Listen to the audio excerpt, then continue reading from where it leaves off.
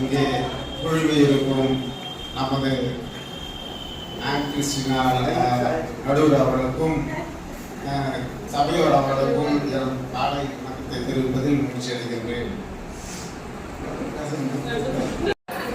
வகுப்பறை தான் மிக சிறந்தது என்ற தலைப்பில் நான் இங்கு பேச வந்துள்ளேன்.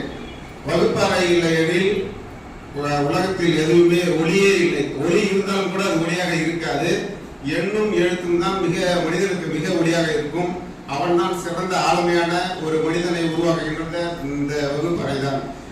இந்த கரும்பலகை தான் நம்மை மென்மையாக மாற்றி நம்மளை பிரகாசமாக ஒளிர செய்கிறது. வளர்கின்ற மலர்கள் எப்படி வண்ணமாக இருக்கிறதோ அதுபோல் இந்த வகுப்பறையில் இருக்கின்ற அந்த குழந்தைகள் வண்ணமயமாக இந்த சமூகத்தில் ஒளிர்வதற்கு ஒரு வாய்ப்பாக அமைகிறது என்று கூறி வாய்ப்பு நன்றி.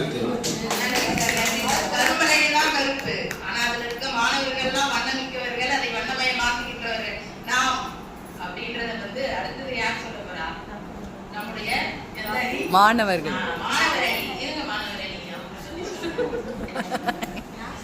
வகுப்பறையே பயங்கரமா சிறந்தது, சூப்பரா சார் சொல்லிட்டாரு. அவங்க போட்டி போட்டு எதிர்த்து அடுத்த அணியினர் என்ன பேச போறாங்க நம்ம பொறுத்து இருந்து பார்ப்போம். அனைவருக்கும் வணக்கம். நாங்க பேச போறது மாணவர்களுக்கு முன்னுரிமை கொடுத்து பேச போறோம்.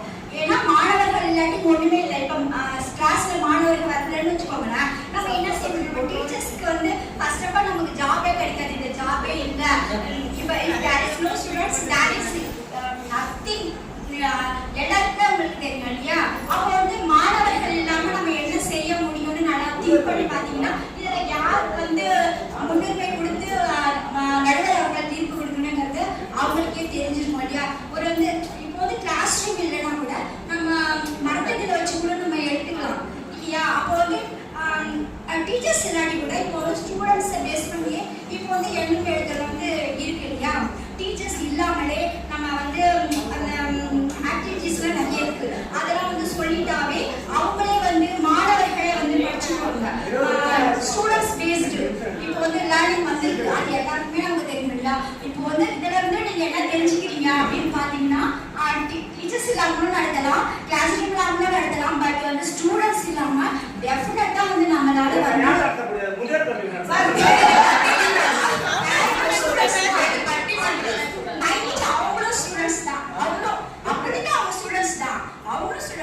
அவங்களுக்கு கத்துக்கிறவங்க எல்லாரும் ஸ்டூடெண்ட்ஸ். we are learning. நம்ம ஏதாவது ஒரு யூனிவர்சிட்டில நம்மள அந்த யூனிவர்சிட்டி பொறுத்தவரைக்கும் நம்ம ஸ்டூடெண்ட்ஸ் தான் இல்லையா?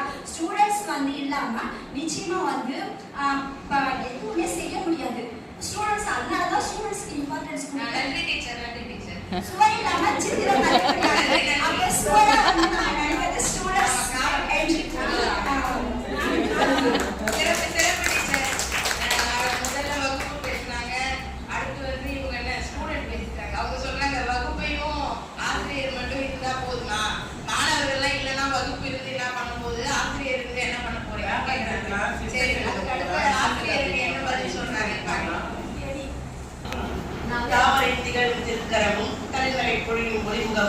சேவம் மலிக்கும் நல்லருளும் செவிப்பார்க்கு நிறைவரமும் மூவர் போற்றும் பெருமையுடன் முன்னே கண்ட பதுமணிதி காவல் செய்ய காட்சி தரும் கமலா மாதாவை வழங்கி அந்த கமலா மாதா கொடுக்கக்கூடிய கல்வி என்கின்ற ஒரு அறிவை சமுதாயத்தை உருவாக்கக்கூடிய அந்த மாணவர்களுக்கு அளிக்கக்கூடிய இடத்தில் தான் ஆசிரியர்கள் இருக்காங்க. மாதா பிதா குரு. மூன்றாவது இடத்துல மாதா பிதாவுக்கு அப்புறம் குருவைதான் வச்சிருக்காங்க. சோ குரு இல்லாம அந்த எந்த ஒரு சமுதாயத்துல உருவாக்கக்கூடிய குழந்தைகளையும் நம்மளால எளிமையா உருவாக்க முடியாது. சமுதாயம் மாற்றம் என்பதும் இயலாத ஒன்று. சமுதாயத்திற்காகவும் பள்ளிக்கு மிக மிக முக்கிய தேவை ஆசிரியர்கள் மட்டுமே. ஒரு கட்டிடத்திற்கு எப்படி அஸ்திவாரம் முக்கியமோ அதே போல் ஆசிரியர் என்பவர் ஒரு குழந்தையின் கல்வி வளர்ச்சிக்கு மிக இன்றியமையாதவர் என்பதை கூறி வாய்ப்புடைய கவிதெல்லாம் சொல்லி ஆரம்பிச்சோன்னா அவங்களுக்கு தான் தீர்ப்பு கொடுக்கலான்னு நினைக்கிறேன். அடுத்த ரவுண்ட் பார்க்கணும்ல, அப்படி நம்ம முதல் அணியினருக்கு நம்ம போறோம். வணக்கம்.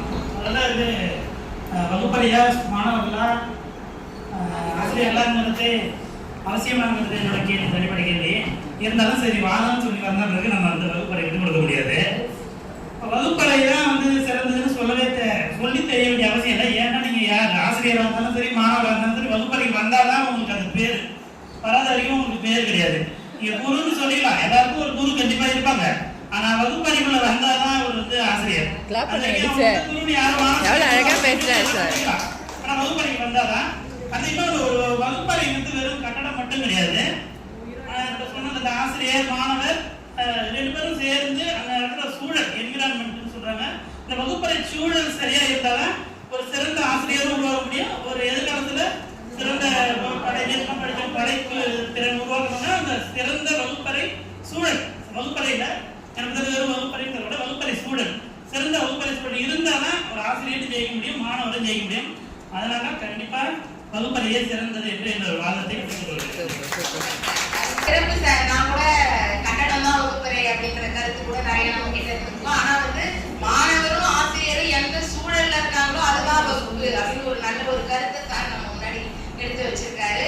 அடுத்த அணியினர் அதுக்கு என்ன பதில் சொல்ல வராங்கன்னு பார்க்கலாம். இந்த காலை வேளையிலே அனைத்து ஆசிரியர்களும்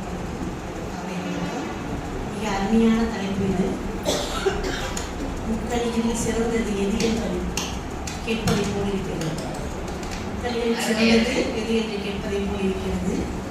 ஆனால் இப்போ ஐயா சொல்லும் போது வாதம் சொல்லக்கூடாதுன்னு நினைக்கிறேன். வாதத்திற்கு வந்துவிட்டோம். நான் மாணவன் என்ற தலைப்பிலே பேசுகிறதால் நேற்றைய பொழுதும் சரி, இன்றைய காலை வகுப்பிலும் சரி, நாம் எதை கொண்டு இங்கே அமர்ந்திருக்கிறோம் என்பது அனைவரும் உணர்ந்தது. All are student based education. எந்த ஆசிரியராக இருந்தாலும் ஆசிரியர் யாருக்காக பாடம் நடத்தப் போகிறார்கள், எந்த மனநிலையில் உள்ள மாணவனுக்கு பாடம் நடத்தப் போகிறார்கள், இந்த காலகட்டத்திற்கு ஏற்றவாறு முன்னொரு காலத்திலே குரு இருந்தார்கள், வேறு விதமான கல்வி நெறி. முன்னொரு காலகட்டத்திலே வகுப்பறைகளில் இவ்வளவு காலமாக வகுப்பறையில் இருந்து கொண்டுதான் இருந்தது. ஆனால் எதற்காக ஸ்கீம் அப்பப்போ மாத்திட்டு இருக்கிறாங்க? யாரை முன்னிலைப்படுத்தி இப்பொழுது எல்லா திட்டங்களும் ஒதுக்கப்பட்டுக் கொண்டிருக்கிறது. மாணவர்களின் அடிப்படையில் அனைத்து திட்டங்களும் இப்போது செயல்படுத்திக் கொண்டிருக்கிறது. ஆகவே மாணவனுடைய மனம் கருதிதான் சிலபஸாக இருந்தாலும் சரி, எல்ஓவாக இருந்தாலும் சரி, பின்னொரு காலத்திலே அவன் எப்படி ஷைனாக போகிறான், எப்படி ஜொலிக்க போகிறான் என்பது அனைத்துமே மாணவனை முன்னிலைப்படுத்திதான் இன்றைய அத்தனை ஸ்கீம்களும் இருக்கிறது. ஆகவே மாணவன் தான் சிறந்தவன். இந்த 3 பிரிவிலும் மாணவனை அடிப்படையாக கொண்டுதான் இன்றைய கல்வி நிலை இருக்கிறது என்பது எனது வாதம். நன்றி. எதுக்கு என்ன எழுதும், எதுக்கு நமக்கு ட்ரைனிங், எல்லாமே மாணவர்கள் தான். அப்ப ஆசிரியர்களுக்கும் வகுப்பறைக்கு என்னதான் வேலை? அடுத்தது ஆசிரியர்கள் என்ன சொல்றாங்கன்னு பார்க்கலாம்.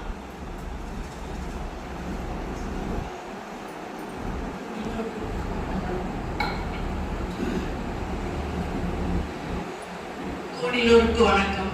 போட்டியாளர்களுக்கு நம்ம வந்து ஆசிரியர்கள் தான் தேவை அப்படின்னு சொன்னாங்க. அவங்க ஆசிரியரே மாணவர் இல்லைன்னா உண்மை பண்ண முடியாது, ஆசிரியர் எதுக்கு அப்படின்னு சொல்லிலாம் கேட்குறாங்க. ஆனால் நம்ம கொரோனா பீரியட்ல கல்வி அப்படின்ற அந்த கதிர்வீச்சு வந்து ஆன்லைன்ல நம்ம தான் பண்ணிட்டு இருந்தோம். அதில் வந்து மாற்று கருத்து யாராலையுமே நம்மளால சொல்ல முடியாது. எவ்வளோ தூரத்தில் இருந்தாலும் சூரியனை போல மாணவர்களுக்கு தேவையான கல்வியை நம்மளால மட்டும்தான் கொடுக்க முடியும் அப்படின்றது தான் இந்த பயிற்சியும் நம்மளுக்கு வந்து வெளிப்படையா சொல்லுது. எஸ், ஆசிரியர் மட்டும்தான், ஆசிரியராக இல்லாம வேற எதுவுமே நடக்க முடியாது அப்படின்றது தான் உறுதியான கருத்தா எல்லாருக்குமே புரியும். அது மட்டும் இல்லை, நம்மளால வந்து வெறும் கட்டடம் இருக்குது, இடம் இருக்கு, ஜல்லி, மண்ணு, செங்கல் எல்லாமே இருக்கு, தண்ணி கூட இருக்கு அப்படின்லாம் விட்டுற முடியாது. அது ஒரு இன்ஜினியர் கண்டிப்பா தேவை, அந்த கற்பித்தல் இருக்குன்னு. ஏன்னா மேஸ்திரி இருந்தா கூட கட்டுவாரு, அவர் எவ்வளவு கட்டுவாரு, எப்படி எல்லாம் கட்டுவாருன்றது அந்த கிளாப் பண்ணுங்க கிளாப் பண்ணுங்க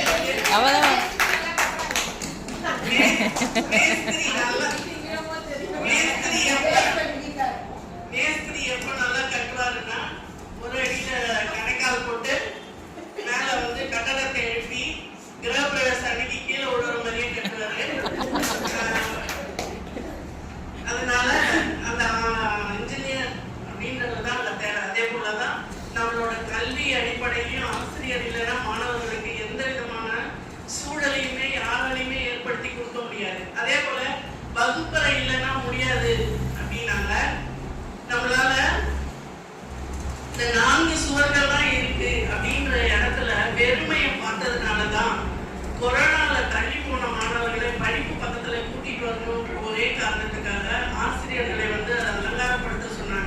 சுண்ணாம்பு அடிக்க சொல்லல, அலங்காரப்படுத்த சொன்னாங்க. அந்த அலங்காரத்திலிருந்து மாணவர்கள் கற்றது ஏராளம்.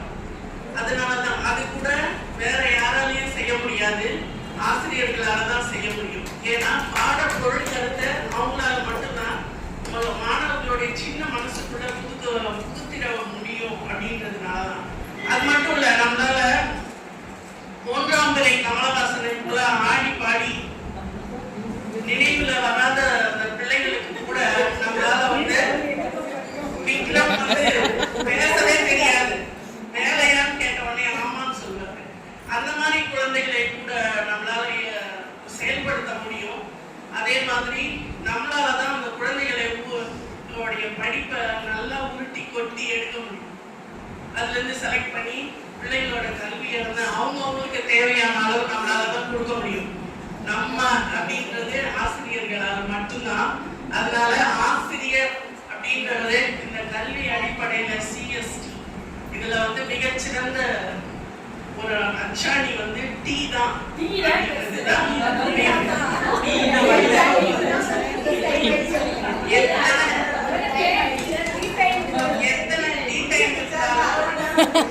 எத்தனை டீ டைம் இருந்தாலும் சிஎஸ்டில வர டீ போல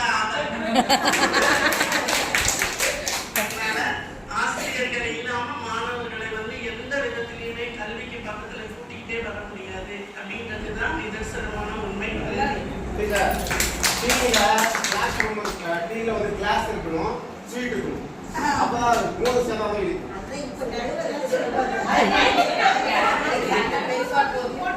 சண்டை இல்ல, நான் சொன்னதுல ஒரு பாயிண்ட் விட்டுட்டதா சார் நம்புறாரு. அப்படி இல்ல, அந்த சியும் எஸ்ஸும் இருந்தாலுமே யாருக்கு தான் முக்கியத்துவம் அப்படின்ற அடிப்படையில வரும்போது அந்த சிஎஸ் ஒருங்கிணைப்பது அதனால டி வலிமை வாய்ந்தது, பவர்ஃபுல்லான. சிறப்பா சொல்லிட்டாங்க. அனைத்து பேச்சாளர்களுமே மிக அருமையாக பேசினார்கள். எனக்கே ரொம்ப குழப்பமான சூழ்நிலையில் இருக்கிறேன். அதனால நான் சாலமோன் பாப்பையாவின் மிகப்பெரிய தீவிர ரசிகை. அதனால என்னுடைய தீர்ப்பு எப்படி இருக்கும் என்பது உங்களுக்கு இப்பொழுது ஓரளவு நான் நம்புகிறேன். இப்பொழுது சிஎஸ்டி, அதாவது வகுப்பறை, மாணவர்கள், ஆசிரியர்கள் 3 அணியினருமே தங்களுடைய கருத்தை இந்த இடத்துல நமக்கு பதிவு செய்தார்கள். என்னுடைய கருத்து, அதாவது தீர்ப்பு என்ன அப்படின்னா, நமக்கு சியும் தேவை, எஸ்ஸும் தேவை, டியும் தேவை. சி இல்லாமல் எஸ்ஸும் டியும் இல்லை, எஸ் இல்லாமல் சியும் டியும் இல்லை, டி இல்லாமல் சியும் எஸ்ஸும் இல்லை. இந்த பயிற்சி வகுப்பு மாணவர்கள் வகுப்பு பயிற்சி மட்டுமல்ல, நம்முடைய வகுப்பறை, நம்முடைய எதிர்காலம், நம்முடைய சமுதாயம் எல்லாமே இந்த 3இன் அடிப்படையிலும் 3ம் ஒன்றோடு இணைந்து செயல்பட்டால்தான் நம்மளுடைய சமுதாயம் ஒரு வெற்றியான பாதையை நோக்கி நல்ல ஒரு மாணவர்களை ஒரு சிறப்பான ஒரு எதிர்காலத்தை நோக்கி நாம் கொண்டு செல்ல முடியும். அதனால் என்னுடைய தீர்ப்பு என்னவென்றால், அனைத்து அணிகளுக்கும்